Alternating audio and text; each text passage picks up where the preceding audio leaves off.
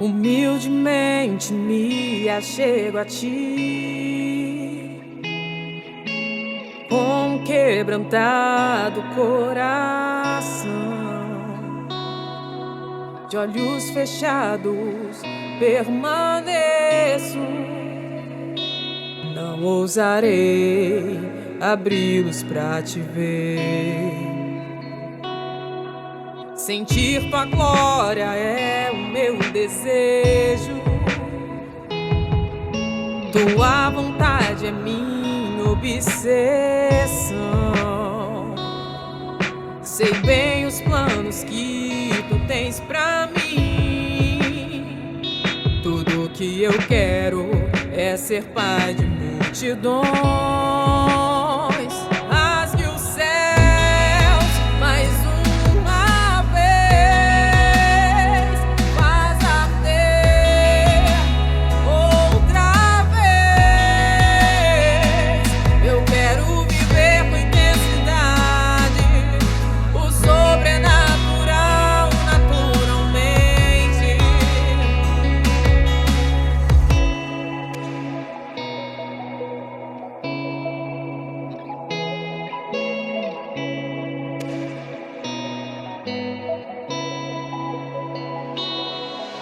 Sentir tua glória é o meu desejo,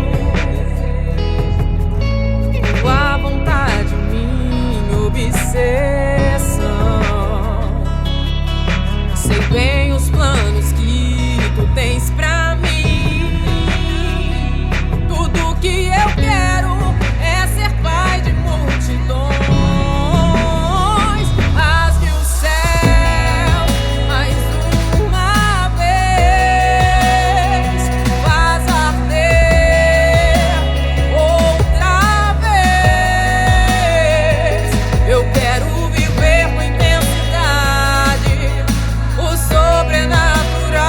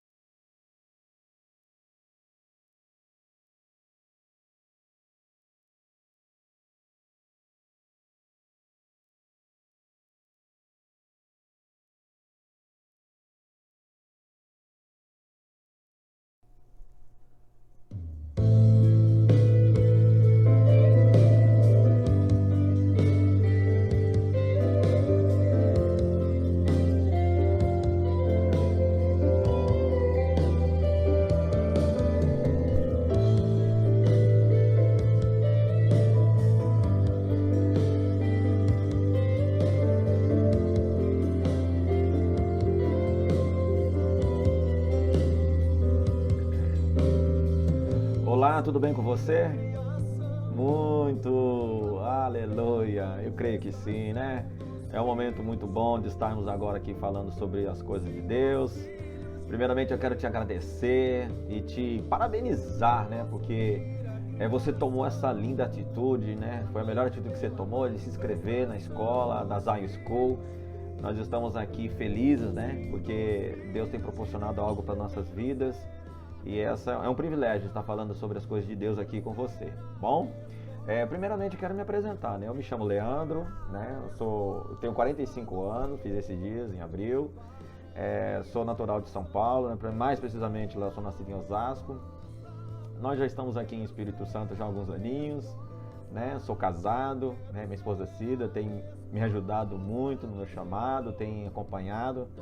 Eu tenho um filho de 22 anos, né, o Matheus. Eu tenho a Emily, né, nós temos a Emily, né, de 8 anos de idade.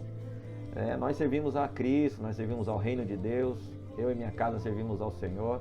E nós estamos muito felizes, né, porque Deus tem cuidado de nós, tem nos usado para poder abençoar algumas pessoas, né, pela graça de Deus. Bom,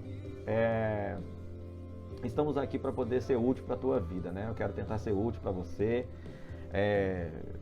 O pouco que eu aprendi com o Espírito Santo, né, de repente pode fazer sentido para você hoje, né? Então, eu quero, antes de iniciar, né, a aula, eu quero agradecer a Larissa, a Oliver, porque essa menina que Deus tem usado essa menina com graça, é uma menina de ouro, uma menina que tem colocado a tua vida à disposição para Deus, e Deus só tem a honrar ela na terra, né? Então, a Larissa é uma pessoa que Deus fez uma aliança conosco lá atrás no passado.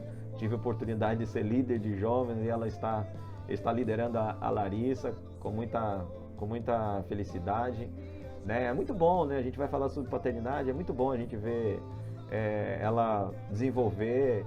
É um dom natural, né? É um dom de Deus, na verdade, que ela já tem. E graças a Jesus que ela soube entender, né? Sobre caminhar uma palavra profética, né? Então foi uma menina que Deus fez uma aliança com a gente lá atrás, falou na live, né? Foi uma live maravilhosa que nós tivemos no primeiro dia. E Deus tem honrado essa menina aí. Eu gosto muito da Larissa e é uma honra, né, estar aqui para poder somar, né, no reino de Deus, né? Nós não estamos aqui colocando placa de igreja, né? Não estou colocando nada disso, estou colocando o reino de Deus, né? Amém? Então, que Deus seja glorificado através das nossas vidas, né? Eu fico muito feliz e eu creio que vai ser um momento assim de divisor de águas nas nossas vidas. A gente tem que aproveitar esse momento, né? Que as pessoas estão realmente querendo saber algo de Deus, então querendo saber mais de Deus. E é o momento que a terra ela vai ter que responder para os céus, né? Na verdade, nós estamos aqui, nós vamos ter que levar uma resposta para Deus naquilo que Deus nos deu. Amém? Então, assim, algo que eu vou fazer, eu vou falar aqui, não é nada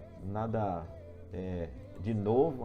A palavra de Deus, ela já está aí, né? Antes de tudo, né? Antes da eternidade, antes dos céus.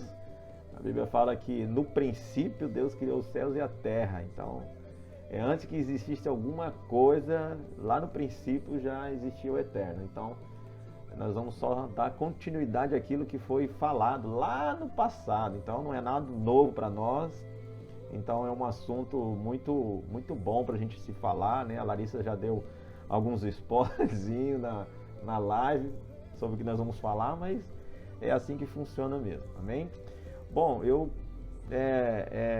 não sei qual é a sua situação na tua vida, eu não sei o que você está passando, eu não sei qual é o propósito que você tem com Deus e você está aqui, né? Mas eu só sei que Deus tem um propósito com você. Amém?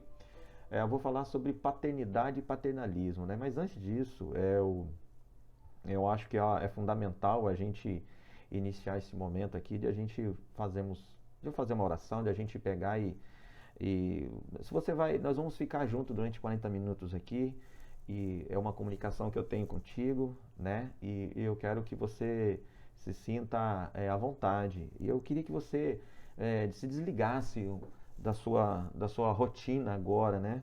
Não deixe nada que atrapalhe você agora neste momento, né? Eu não sei onde você está, se você estiver na sala, se você estiver no seu quarto ou no computador, mas que você procura deixar o ambiente propício para que o Espírito Santo venha falar com você, tá? Não se desligue das coisas naturais agora. E eu queria que você fechasse os teus olhos. Irmãos, você não me conhece, né? Mas quem anda comigo sabe, né? Então, assim, eu não gosto de, vamos dizer assim, de impedir a ação do Espírito Santo, né? Eu creio que Deus pode tocar em você aí onde você estiver. Se você não for batizar com o Espírito Santo, Deus pode batizar aí mesmo onde você está, né? E eu creio na ação sobrenatural do Espírito Santo, né? Esse meio de comunicação que nós temos, ela atravessa fronteiras, né? Então, não sei quantas pessoas vão estar vendo isso depois, mas eu sei que eu estou falando com você agora, amém? Mas eu queria que você fechasse seus olhos, eu queria que você ligasse o teu pensamento a Deus e ligasse o teu pensamento nas palavras que eu vou falar para você. Não se preocupe, eu não sou ligado a muitas liturgias, eu não sou muito didático, mas uma coisa eu gosto de ser, eu gosto de dar espaço para que o Espírito Santo venha falar, né? E este momento é um momento que o Espírito Santo, ele vai até o encontro agora.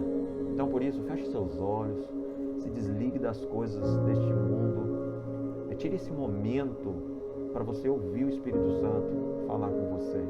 Pode ser um divisor de águas na tua vida, isso pode virar uma chave dentro de você. Você pode entrar em dimensões que você nunca entrou com o Espírito Santo através dessa oração, através dessas aulas. Por isso, aproveite o momento, aproveite o momento de agora, né? Então eu queria que você se desligasse, você fechasse os seus olhos agora e mentalizasse a presença do Espírito Santo. Cada palavra que eu for falando com você possa dizer amém, que você possa entrar em concordância, que você possa alinhar essa oração com a sua. Amém? Senhor Jesus, nós estamos aqui agora neste momento, Pai. Eu e essa pessoa, Pai. Que ela está orando junto comigo em concordância, Senhor, nos céus, Pai. Espírito Santo, que tudo aquilo que nós vamos falar agora neste momento, tudo aquilo que nós vamos ler neste momento, tudo aquilo que nós vamos pronunciar neste momento, que seja com a intervenção, com a autorização do Teu Santo Espírito, Pai. Pai, em nome de Jesus, que o Senhor possa lá no encontro dessa pessoa que está me ouvindo agora, que o Senhor possa lá no lar dessa pessoa que ela está me ouvindo agora. Pai, o Senhor não encontra barreiras para poder se manifestar, o Senhor não tem barreiras para o Senhor se manifestar. Pai, em nome de Jesus, que o Senhor possa atravessar o continente através dessa palavra, que a palavra possa atravessar, Senhor, o ambiente, Senhor. Pai, em nome de Jesus, que o Espírito Santo do Senhor possa ir de conta dessa pessoa, que possa quebrar, Senhor, todo o jugo neste momento, que o Senhor possa trabalhar na mente, no intelecto, no entendimento dessa pessoa. Pai, nós queremos trazer clareza, Senhor, na vida dessa pessoa, nós queremos dar um destino, Senhor, daquilo que o Senhor nos chamou para fazer. Pô, Espírito Santo, eu te peço agora neste momento, Espírito Santo, eu já estou sentindo a glória de Deus aqui neste lugar.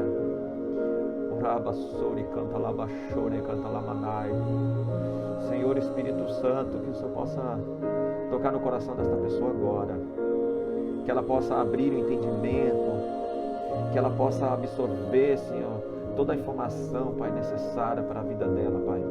Pai, que o Senhor venha, meu Deus, abrir os olhos espirituais dessa pessoa, que o Senhor possa, meu Deus, abrir, meu Senhor, a mente, que o Senhor possa abrir os ouvidos espirituais, que ela possa ouvir a Tua voz, que ela possa ouvir o Teu comando.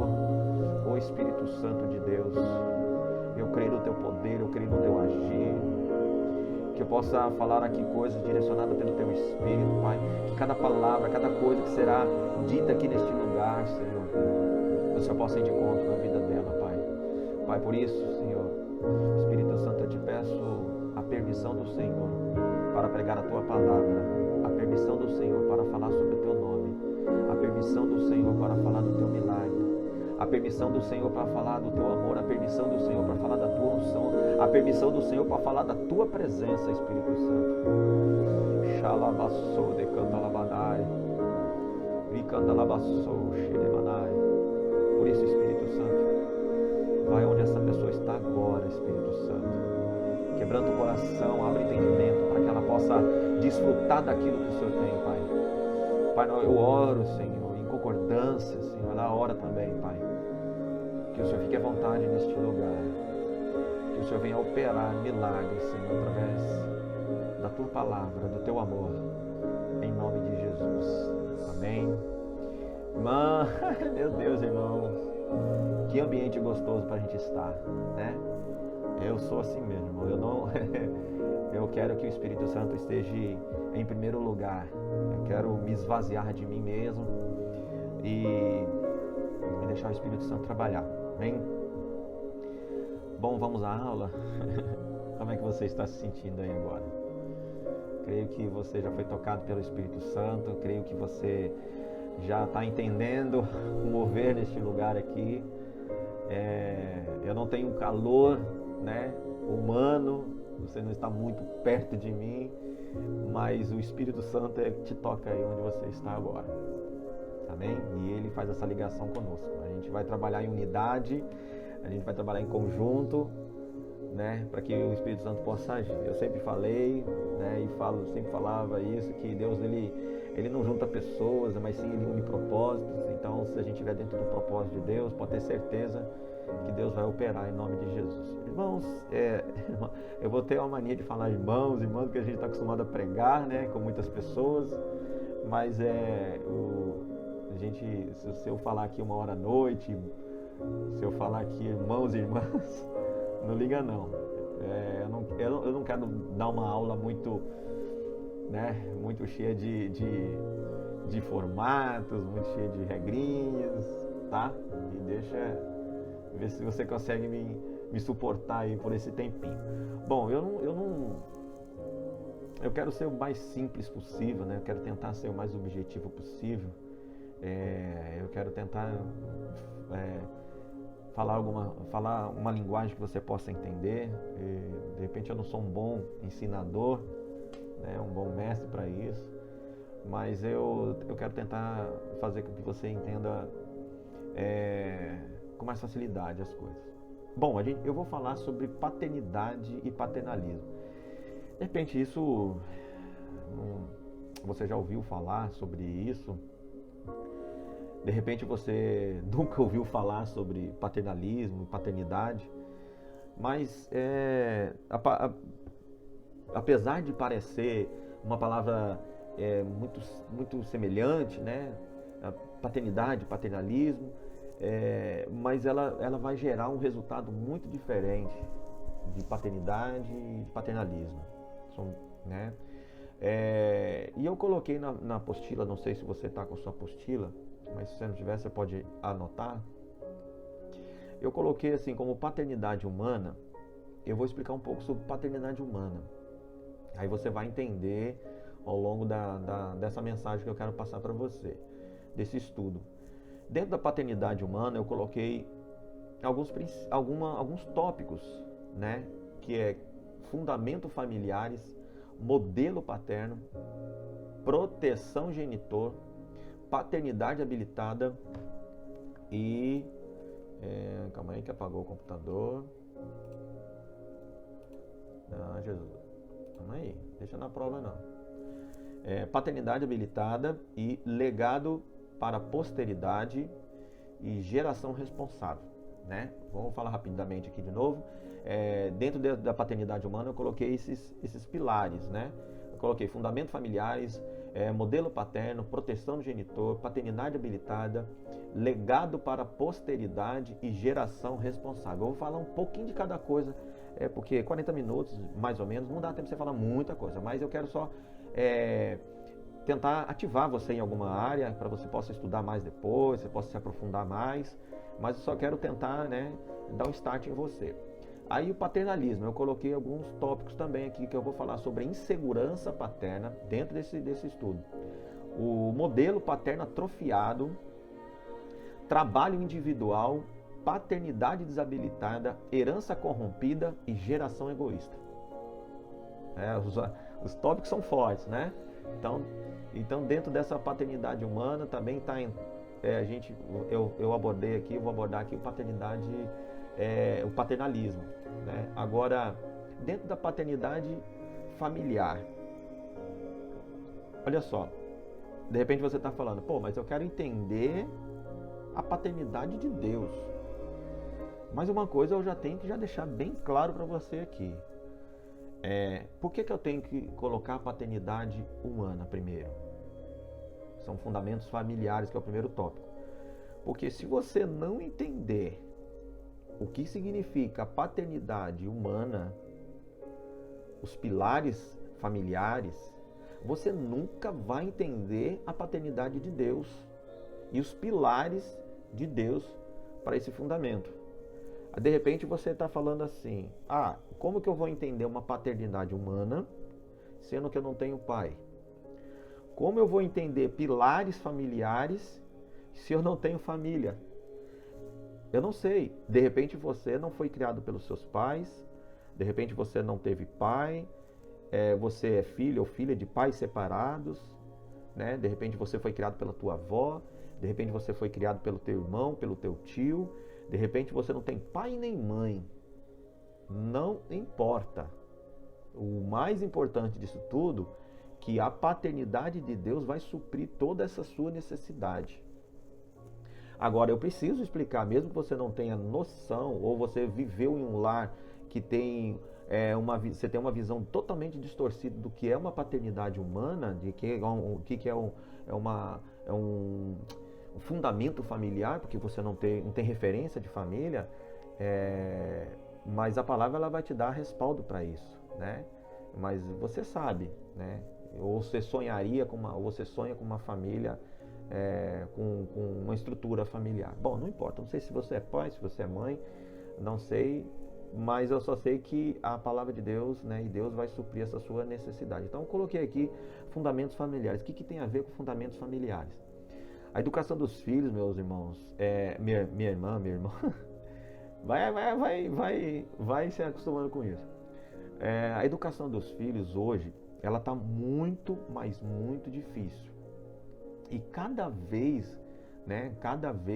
dia que passa, as coisas vão ficando mais difíceis. Então, assim, os pais hoje, sempre foi, na verdade, isso está dentro de um pilar familiar, né? Um bom pilar familiar, que os pais sempre foram, né, exemplos para os filhos, né? Na verdade, o correto seria isso. E os filhos veem o pai sempre como um exemplo. Então, mas como é que eu falo fundamentos familiares? Porque do jeito que está a situação hoje, do jeito que as coisas estão acontecendo dentro das famílias, se o pai hoje ele errar menos o possível, ele vai ter menos problema com seus filhos.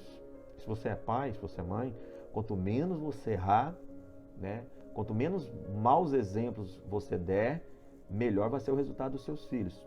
Não é uma regra, né? Existem pais que dão péssimos exemplos, mas têm bons filhos. É raro isso acontecer, mas isso acontece. Então isso vai depender muito do caráter da pessoa, do caráter do filho, de que ele pensa, né? Até onde ele teve uma consciência disso. Mas a princípio é isso, o fundamento familiar, né? Hoje o resultado de pessoas que estão largadas nesse mundo, de repente não teve uma boa estrutura familiar, mas existem pessoas que não teve uma boa estrutura familiar, mas são excelentes pessoas e deu a volta por cima, mudou tudo, criou famílias e não age da mesma forma que os pais. Isso é raro acontecer, mas isso não é uma regra, né? Então entenda que em nenhum momento eu quero ofender você, se você não teve família, se você não teve bons pais, ou você não foi um bom pai, e você perdeu o seu filho, perdeu a sua filha, porque você não se comportou da forma que teria que ser, e eu não estou aqui para julgar isso, não estou para falar isso, eu só estou aqui para te mostrar que Deus existe alguns princípios de Deus a ser seguidos, para que possamos caminhar da forma que Deus quer, né? No chamado, no desenvolvimento. Então esse é isso daí. Então olha só, eu coloquei aqui que a igreja é a família de Deus. Que a igreja ela funciona como uma família de Deus. Portanto, devemos entender, na verdade, né, temos que entender que a família, que a igreja, ela tem um papel de instituição religiosa. Sim, ela tem. Só que na instituição, né, religiosa, existe uma liderança que assume uma postura de mando, né? Tudo gera por uma responsabilidade de um pastor, de um líder, né? A igreja ela tem uma pessoa responsável que vai cuidar dela, né? É uma instituição religiosa. Dentro da nossa Constituição, né, a igreja ela é registrada como uma instituição religiosa. Só que aí é que estão alguns problemas que às vezes entra em conflito com as coisas de Deus, entra em conflito com a palavra de Deus. Porque se existe uma liderança que tem esse comando de mando, né, de mandar, de orquestrar tudo isso, ela acaba fugindo um pouquinho da visão do que Deus, às vezes, muitas vezes queria para a igreja.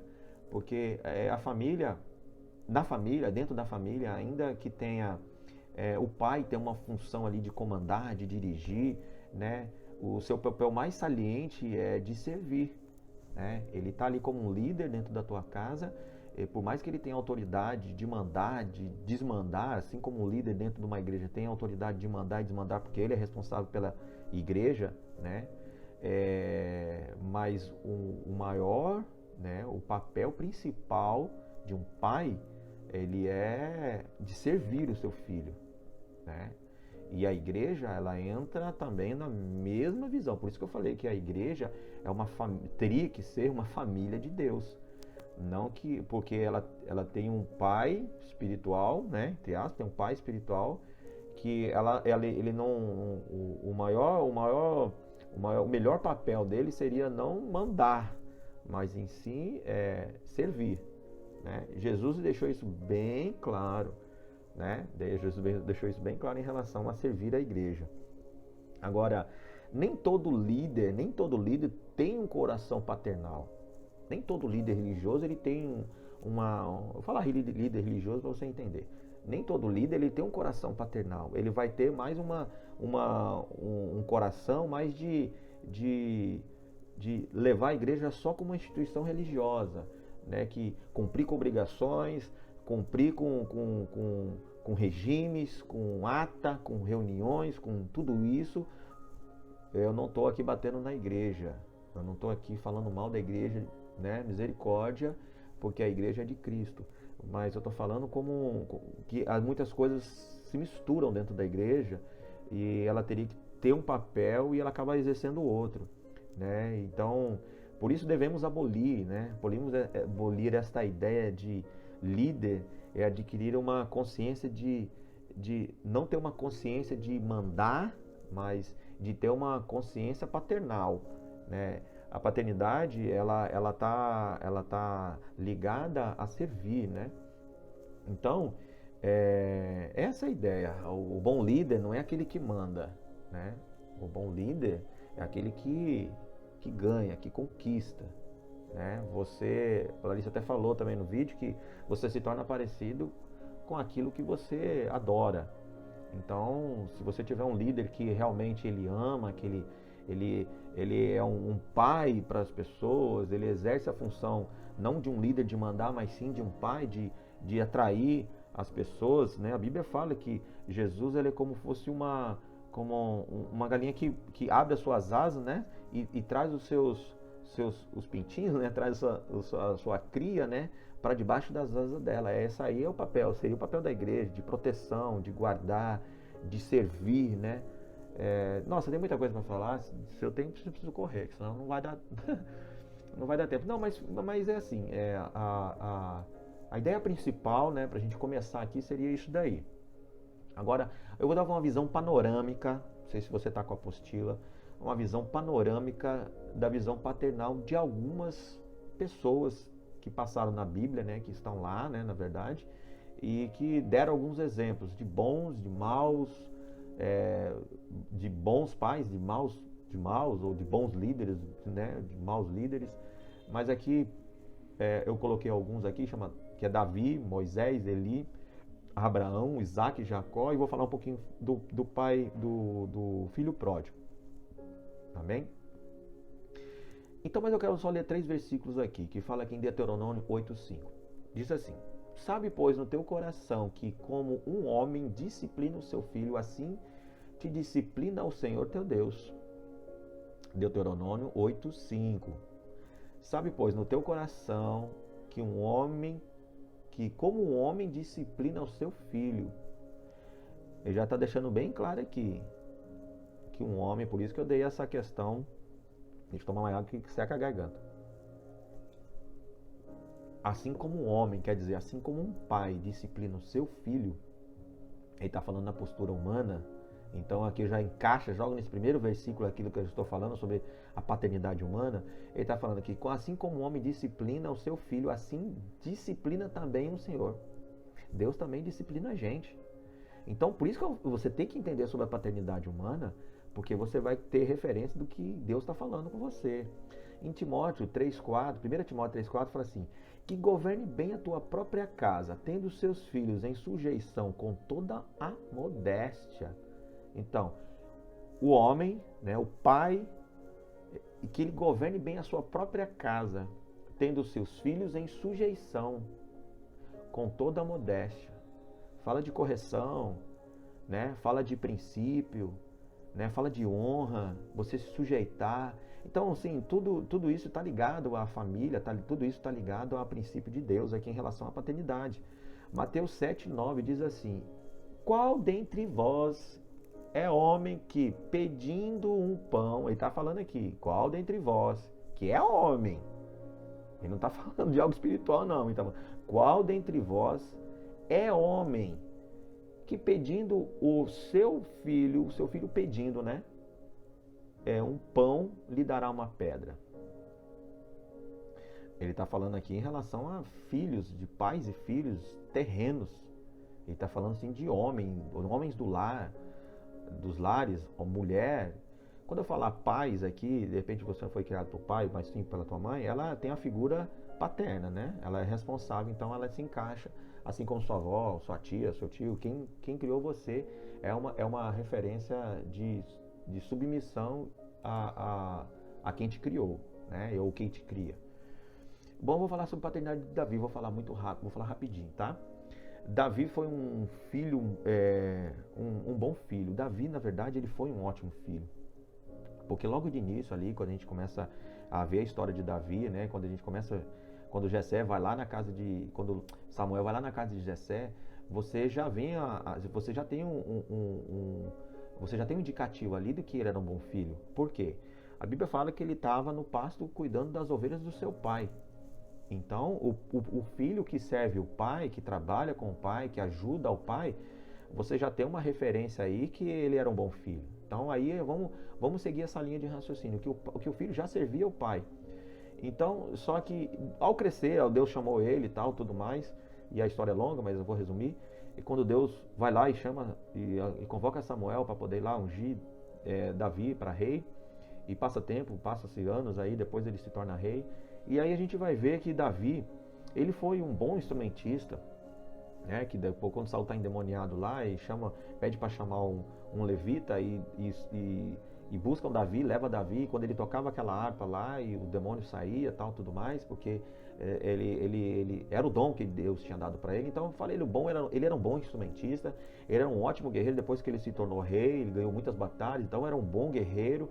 Ele era um excelente rei de Israel, porque ele era ovacionado pelas pessoas, todo mundo gostava de Davi, né? E você vê lá que logo no início lá teve já aquele conflito lá, que as pessoas começaram a falar: Saul matou 1000 e Davi matou 10.000, né? Ele já estava ganhando já popularidade, então acabou sendo um rei assim de grande valia. E os judeus hoje, até hoje, né? Tem o Davi lá como uma grande referência de rei dentro de Israel. Então ali ele foi um bom rei, mas como o pai, ele deixou muitas coisas a desejar. Muitas coisas a desejar. Provavelmente que ele estava muito sempre ocupado, lá em 1 Reis 1:6, né, fala, né, mas ele, de repente ele estava muito ocupado com guerras, com coisas, com reinado e tal, tudo mais.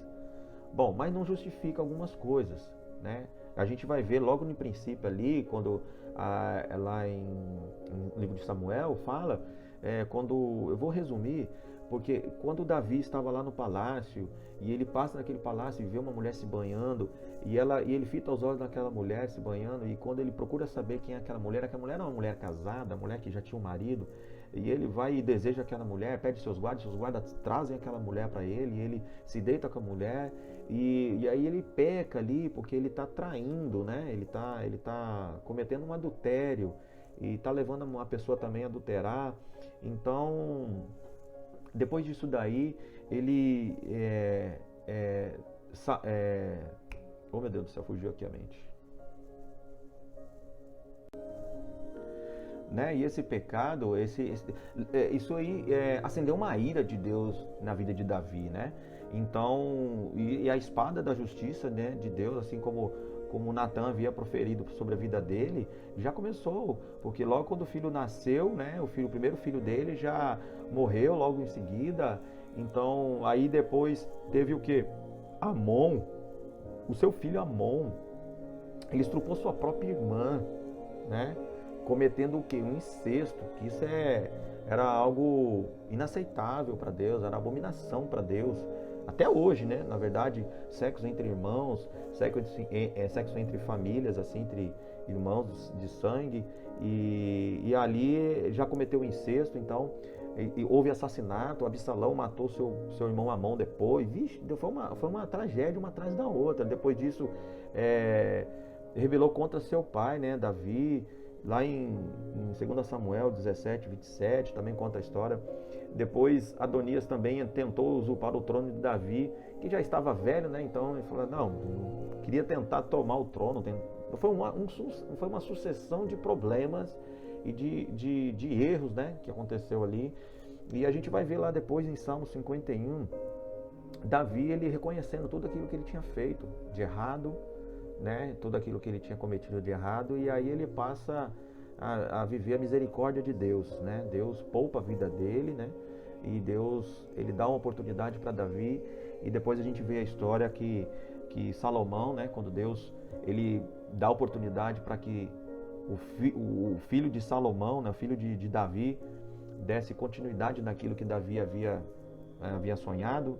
Davi havia sonhado de fazer um templo para Deus. Ele olhou para a situação dele, via que ele morava em palácios, tinha vida luxuosa, tudo mais, e ele via a arca estava em tendas. Então ele olha para aquela situação, ele faz uma comparação e fala, não é justo eu estar morando em palácio, tendo do bom e do melhor, e a arca da aliança representava a presença de Deus, está em tendas. Então aquilo lá comove ele começa a gerar no coração dele a vontade de construir um templo. E ali, quando ele tem essa vontade de construir um templo, gera no coração, e ele fala, vou construir um templo. Ele sente que isso é a vontade de Deus, né? E vai e quer construir o templo. Mas aí Deus manda o profeta falar para ele, você não vai construir o templo, porque as suas mãos estão sujas de sangue. Davi havia cometido muitos assassinatos por causa de guerra e tudo mais, porque ele era um guerreiro. Então ali ele passa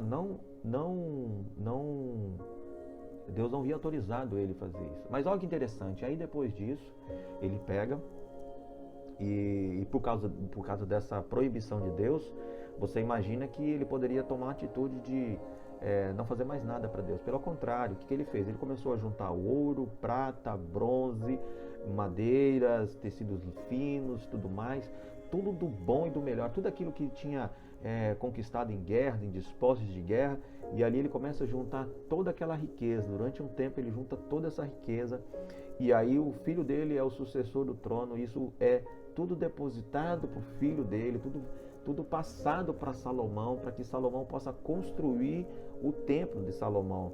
Então aí você vê dois papéis de Davi. Davi, ele exerce dois papéis, de paternidade e paternalismo, né? Paternalismo ali, quando ele gera nos filhos ali a irresponsabilidade, ele se preocupou com a vontade dele ali. Quando ele peca, ele se preocupa com ele, se preocupa com o que ele tem nas mãos. Ele era um rei, então ele poderia ter voz ativa para muitas coisas. Então ele foi um pouco egoísta. Um pouco não, ele foi muito egoísta. Então o paternalismo ele traz um egoísmo, onde só você é o que é o mais importante de tudo. Você quer crescer em cima das pessoas, você quer ganhar vantagem em cima das pessoas. Você é um pai, mas um pai de péssimo exemplo. Então nessa área ele falhou, então ele exerceu o paternalismo nesse momento. Mas em que momento ele exerceu a paternidade? Ele exerceu a paternidade quando ele consegue ganhar a misericórdia de Deus e ele começa a construir um alicerce para o filho dele pisar. Porque quando ele junta ouro, junta prata, junta bronze, ele não está construindo para ele. Então aquele sentimento egoísta, aquele sentimento de posse, aquele sentimento de eu tenho que fazer que é para mim, um líder que pensa fazer as coisas visando o seu patrimônio, né, vamos dizer assim, o seu trono, né, ele vai ter um alicerce muito fraco para pisar. Né? Você lembra de Saul? Saul ele fez a mesma coisa, ele morreu protegendo o seu trono. Né? Ele não quis saber, ele consultou feiticeiro, o negócio dele era o trono, ele não queria perder o trono. E Davi já foi o contrário, quando ele se tornou rei, quando ele traz a Arca da Aliança e volta para Jerusalém ali, a primeira coisa que ele faz, joga as vestes reais, joga a coroa real e começa a dançar, se alegrando com a presença de Deus voltando. O paternalismo ele traz isso, ele traz o quê? Ele traz a essência de Deus de volta para a tua casa. Né? Ele trabalha para que as pessoas possam sentir novamente Deus.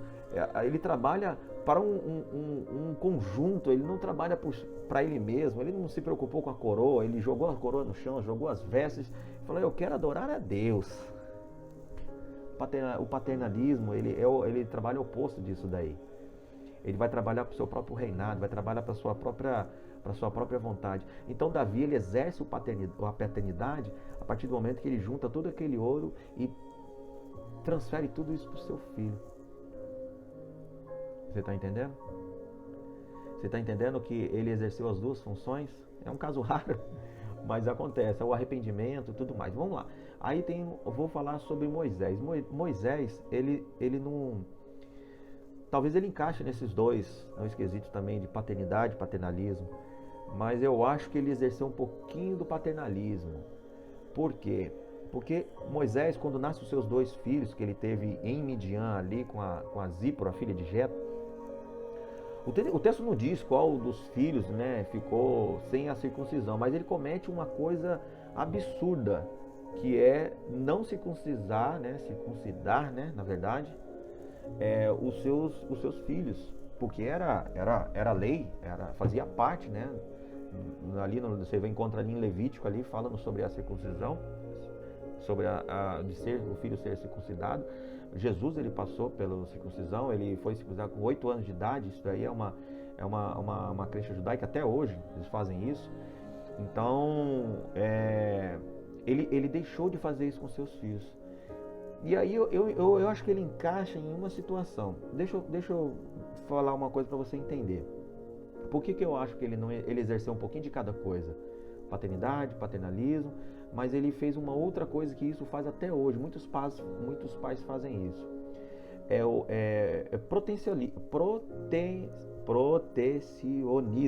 Agora saiu. É o que? É o pai super protetor. O pai, Moisés, ele exerceu essa super proteção. O que ele faz? Quando ele deixa de circuncidar os seus filhos, ele está cometendo 2 erros, né? Ele está protegendo demais os seus filhos de passar por um sofrimento, porque era algo doloroso. Talvez seja isso, né? Talvez seja isso que ele deixou de... Ele pensou mais na questão do sofrimento dos filhos, porque nós sabemos que isso é um pouco doloroso, que vai no órgão, né, genital do homem e faz o corte ali no órgão genital. Isso é uma marca, se você estudar o livro de Levítico falando sobre isso, você vai entender direitinho o que eu estou te falando. E deixou uma promessa de Deus vir sobre os seus filhos, porque isso daí impedia uma bênção de Deus, é um sinal de Deus na vida dos seus filhos, na posteridade dos seus filhos, né? Na posteridade. Então ele exerce uma proteção. E o que eu entendo disso, irmãos? Que um pai super protetor, não deixando o seu filho, às vezes, sofrer um pouco. Eu não estou falando de largar de mão, mas o sofrimento, não assim, as provas, as dificuldades, fazem você assim, criar muita resistência, muita força, né, ao longo da sua vida com os problemas. Então, a gente cria uma maturidade, de certa forma, cria uma maturidade em você. Então, o pai que protege muito o filho, não deixa ele passar por algumas coisas, assim, ele vai ser sempre um filho mimado, ele vai ser sempre um filho dependente do pai de tudo. Se o pai faltar na vida, quantas pessoas você conhece, ou de repente você até passa por isso, desculpa falar, mas de repente perdeu um pai, perdeu uma mãe, perdeu o seu alicerce. Né? Aí você vê filhos se metendo em droga porque perdeu o pai, porque o pai faltou. Eu creio, eu sei da dor disso, né? Eu entendo a dor disso, mas e quantas pessoas também que perdem seus pais, perdem sua família, e ali, ó, a vida continua, regaça suas mangas.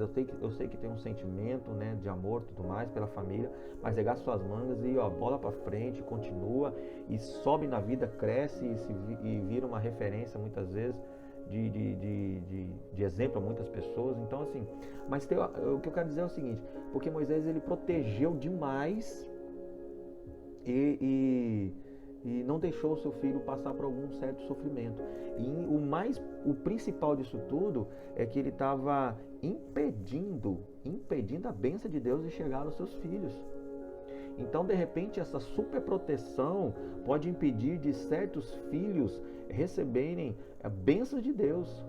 Entenda que quando existem muitos líderes que protegem muito o seu rebanho, protegem muito demais seus liderados, não deixa ele passar por certos problemas e ele acaba impedindo certas bênçãos de Deus chegar sobre a vida dele.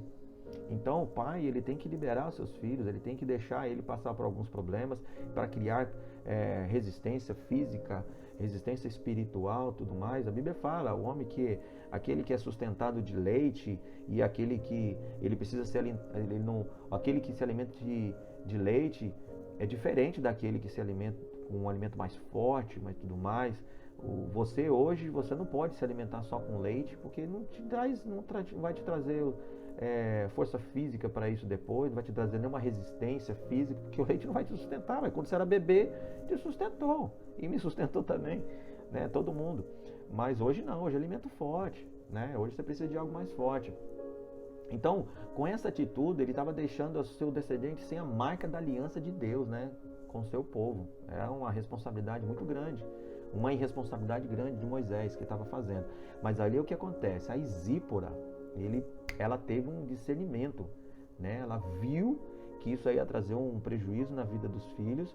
Aí o que ela faz? Ela mesmo pega a pedra, ela vai lá no seu filho e faz a circuncisão. Ela mesmo faz isso. E quando ela faz isso daí, ela faz e joga nos pés de Moisés. Olha que sábia. Ela entende que a responsabilidade da bênção sobre os seus filhos está na mão dos pais. E está na mão do pai.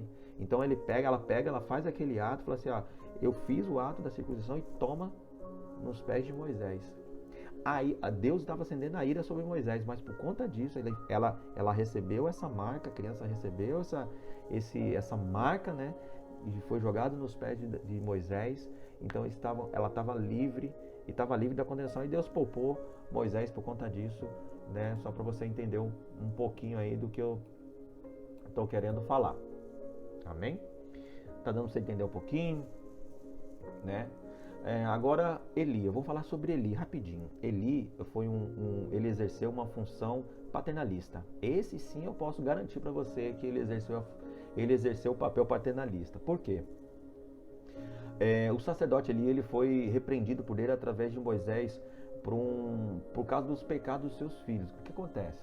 Ofni e Finéias, eles eram ali, Eli era sacerdote, ele tinha o seu papel sacerdotal, tinha as suas funções sacerdotais, E ali estavam seus filhos também ali junto com ele, ali atuava como sacerdote junto com seu pai. Mas o que estava acontecendo? Eles estavam vivendo estavam vivendo ali da prostituição, estavam vivendo ali fazendo as coisas mundanas, né? Em 1 Samuel 1:3, se eu não me engano, né, conta essa história.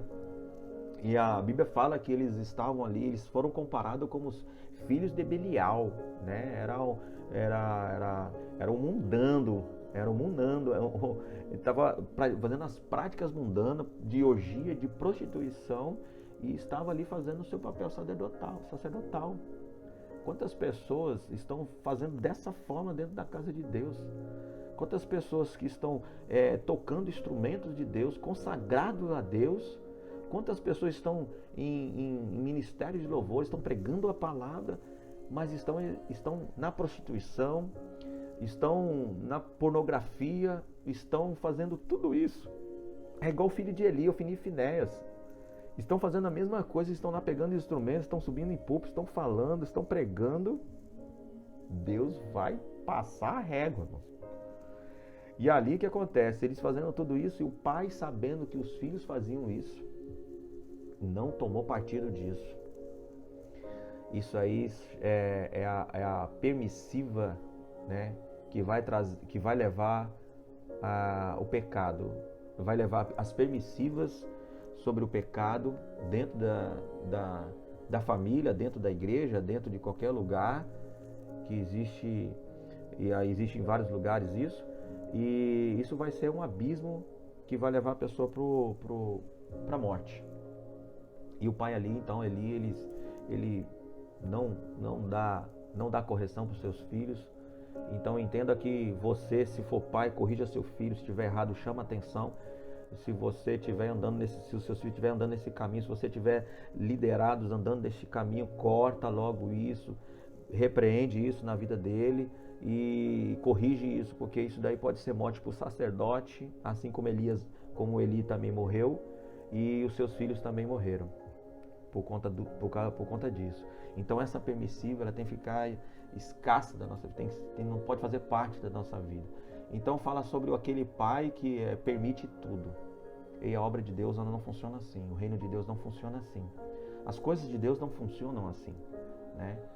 A pessoa, ela não pode misturar o mundo dentro da igreja, ela tem que influenciar o mundo através da tua palavra, tem que mudar o mundo através da palavra, não o mundo mudar a palavra. Não pode, a palavra que tem que mudar o mundo. Então isso não pode acontecer em nossas vidas. A parcialidade de Abraão, isso também é uma visão, né, distorcida um pouco, e isso traz um pouco de prejuízo para os filhos. Abraão mentiu 2 vezes, dizendo que a sua esposa Sara era tua irmã. Ele faz isso 2 vezes. E aí a gente vai ver lá mais tarde, isso se repete com Isaac, né? Isaac também, ele mentindo para que Rebeca seria apenas a sua irmã. Então, em todos os 2 casos, as consequências só não foram maiores porque as pessoas perceberam, né? As pessoas perceberam a tempo, senão eles poderiam ser mortos. Então, você sabe a parcialidade do pai, que ele olha, você conhece pessoas assim? Então é um perigo, essa parcialidade de pais que possam estar instruindo seus filhos a fazer a mesma coisa. Isso daqui a gente pode encaixar isso em várias áreas das nossas vidas. Mas vamos colocar no âmbito de igreja, sabe aquele líder que faz tal coisa, que os liderados vão fazendo a mesma coisa? Isso aí é um perigo, que às vezes é aquilo que eu falei no início, né? Isso não é uma regra, mas pais que dão maus exemplos, que os filhos seguem esses maus exemplos, né? A gente pode encaixar isso dentro da instituição religiosa, vamos colocar assim, que muitos líderes estão fazendo tantas coisas erradas e muitos liderados estão acompanhando isso.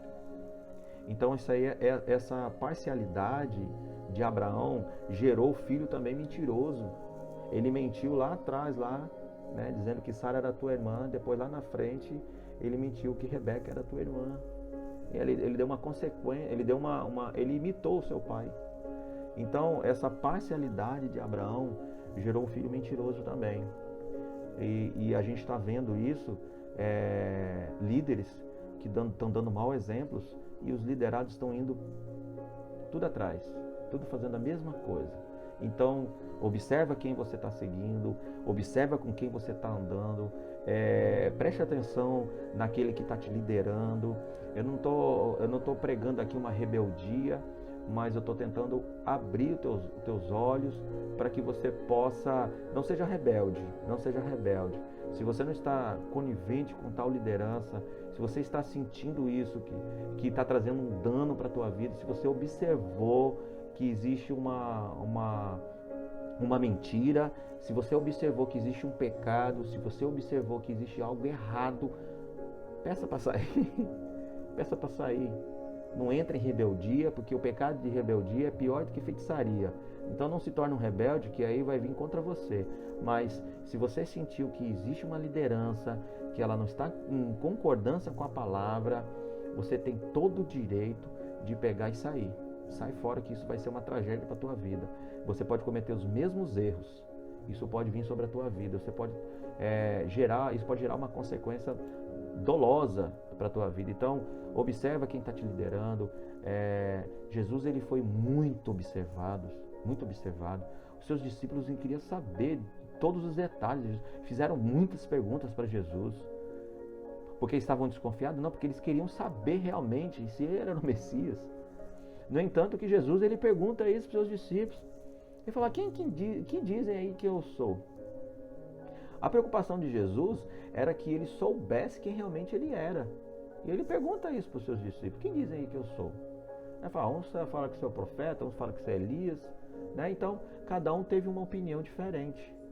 Aí, quando Pedro levanta a mão e fala assim, aí Pedro chega e fala: tu és Cristo, Filho de Deus Altíssimo.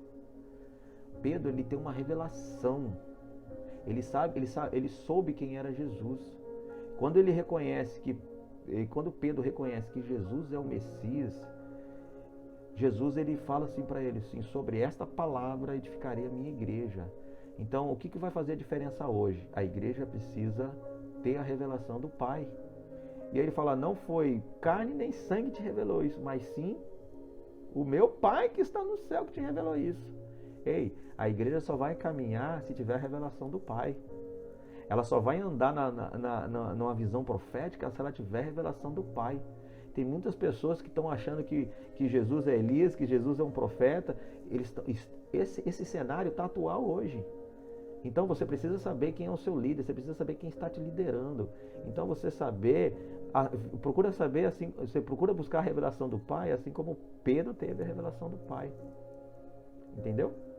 É algo muito forte, irmão. Isso aqui é algo muito forte. Então, a gente vai entrar aqui Vou falar sobre o filho pródigo agora. A Larissa, ela deu uma pincelada na live, né, falando sobre, com muita propriedade, ela falou algo muito interessante, né, sobre o filho pródigo. E eu já ouvi também muitas pessoas falarem e pregarem da forma que ela mencionou. E encaixa também na questão de o filho que está voltando, o filho que se desviou, que se afastou, encaixa também nisso, mas isso não é uma regra. Não é uma regra, né?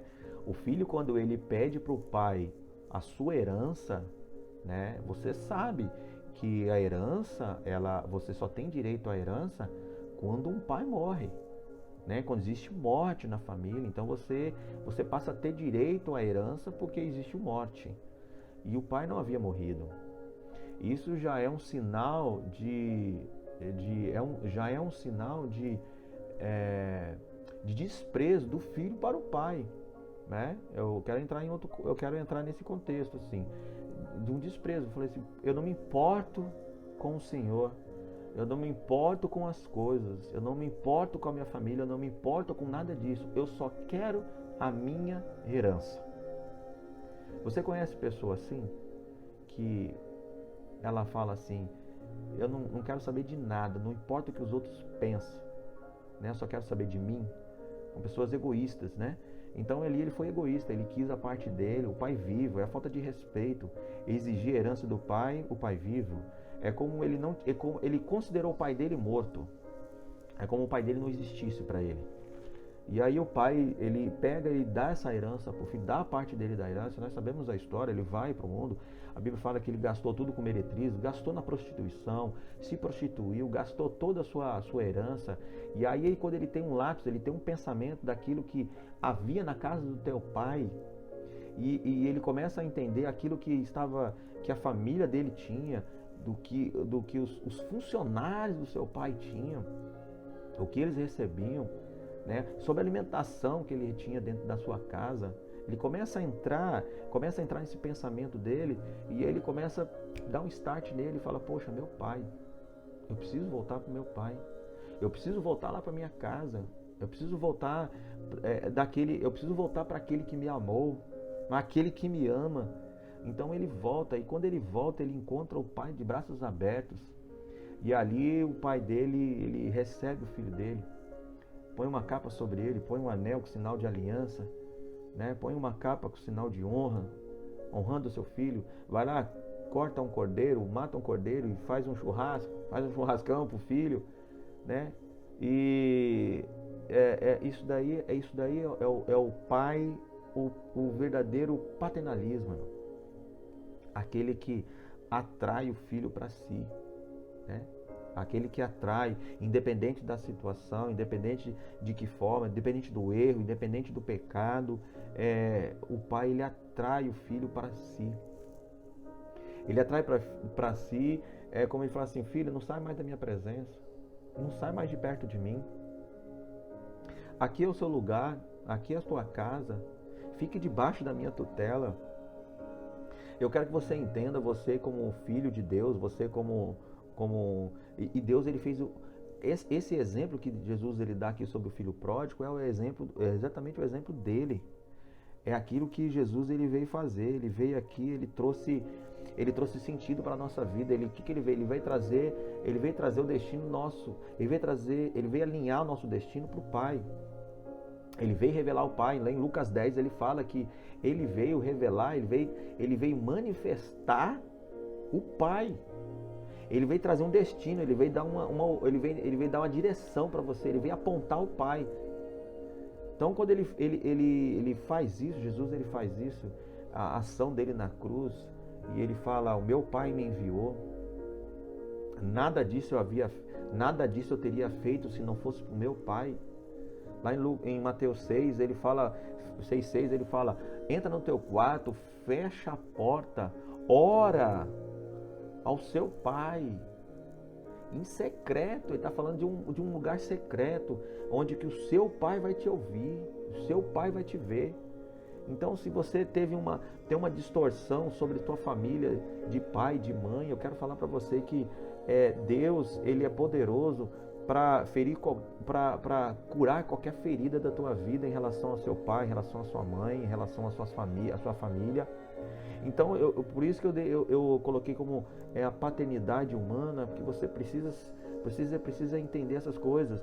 Porque perguntaram para Jesus assim,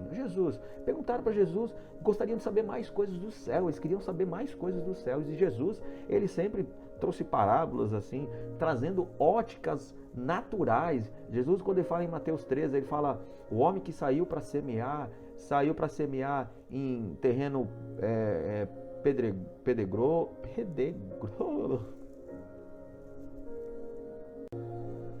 Então, quando ele fala ali que o homem, ele saiu para semear em Mateus 13, né? Fala ali sobre terrenos, fala em lugares. Então ele está trazendo uma realidade que eles estavam vivendo. Se ele falasse alguma coisa do céu, eles não iam entender. Então ele estava dando exemplos naturais para que eles pudessem entender as coisas espirituais. Entenda, quando a gente fala de pai, eu preciso trazer essa referência de um pai humano como responsabilidade de pai humano. Eu dei aqui vários exemplos sobre Eli, sobre Abraão, sobre Davi, sobre Moisés. São atitudes de pais que possam gerar problemas ou bênção para os seus filhos. Ele pode exercer o paternalismo e ele pode exercer a paternidade. Só que é o seguinte: a paternidade humana, por isso que eu coloquei aqui, ver se eu acho aqui os tópicos. É algo interessante, se você anotou isso daí, eu coloquei em paternalismo, sobre uma paternidade e uma herança corrompida.